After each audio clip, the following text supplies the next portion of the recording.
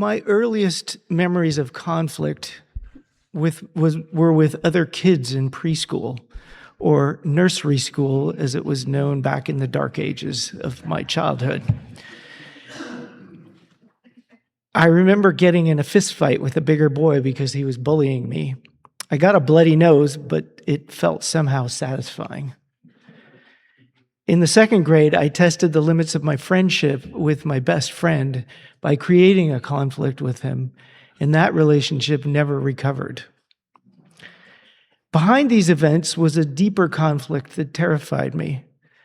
From my earliest memories, about the age of 4, my parents were always arguing.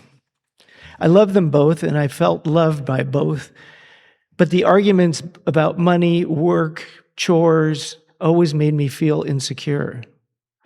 To get away from it, I often invited myself into neighbors' houses. My mother worked as a nurse to support us and still took care of all the housework and childcare. My father was a grad student working toward an always far-off degree that would someday get him a tenured position as a professor of botany. From the distance of adulthood, I can see that my mother had every right to be upset with him, but that didn't help me deal with it back then. When it finally ended in divorce and my mother took my younger brother and me and left with another man, it got even more scary, and I desperately wanted us to be back with my father. After about a year of living with my stepfather, he and my mother began to fight constantly as well. My stepfather was extremely manipulative, and though I was only 8, he asked me to convince my mother to do what he wanted. Since he terrified me and I thought he might hurt us, I wanted her to do whatever he asked. So I did it. While he was watching, I lied to her. And what I really wanted to say was, let's run away from him, I told her I wanted her to make him happy. I could see the impact it had on her, and I'm pretty sure that was the moment she realized we needed to leave the situation. But that event had a couple of lasting impacts on me.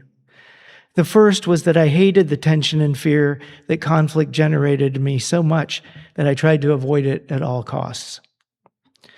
The second was a little different. Though I had been used as a weapon in a family conflict, I learned it was possible to manipulate situations of conflict to get what I thought I needed to feel okay.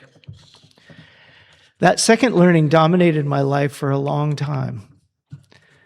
I became really good at diffusing other people's conflicts while completely avoiding my own. The sense of dread that surrounded any conflict in my personal relationships made it really hard for me to express any feelings of vulnerability. My young self had learned a very basic equation. If I showed vulnerability, I'd be hurt. If I hid and protected myself, I'd be safe. The problem is, it's really hard to have intimate relationships when you can't be vulnerable. And it took me a while to understand that. And it's taken me a lifetime to learn to approach conflict as an opportunity to deepen relationships. In my early close relationships, both with friends and intimate partners, I only felt happy when there was no conflict. As soon as some disagreement arose, I would either attack or run away. Learning to be aware of and own the fear and anxiety experienced around conflict was crucial to learning how to deal with it in more constructive ways.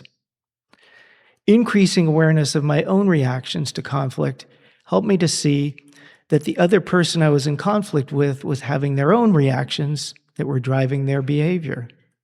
In other words, I learned that it wasn't all about me. Once I could hold that awareness, I could experience some empathy for them. And distinguishing between my reactions and another person's reactions is not always easy, but it's the only way I know to finding a middle path to fight or flight. Listening to and acknowledging the feelings of a partner in conflict before reacting has helped me to make myself more vulnerable in the situation to try and see both perspectives and to be open to meeting in the middle. I find it particularly hard to do when the person is very close and I care how they feel about me. But getting better at meeting conflict in those relationships has deepened and strengthened them. In all areas of my life, learning how to meet conflict with integrity has deepened my relationships and made them more fulfilling.